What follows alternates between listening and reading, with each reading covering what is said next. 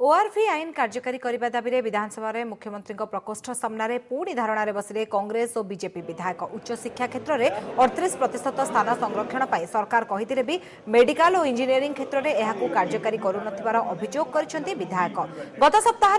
दाबी धारणा देते उभय कांग्रेस और बीजेपी विधायक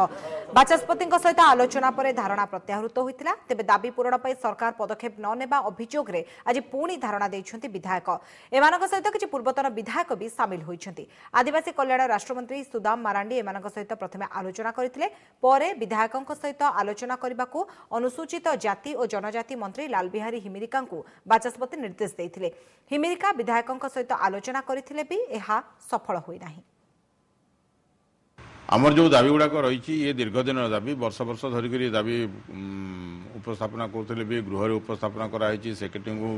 मुलाकात कराई चीफ मिनिस्टर को मेमोरांडम दिखाई या सत्वे भी वर्ष वर्ष धरिक आमर दाबी को कर्णपात करना अणदेखा कराई जो थिले कि आज आम बाध्य हो हंगर स्ट्राइक करवा लगी आमर दाबी होची जे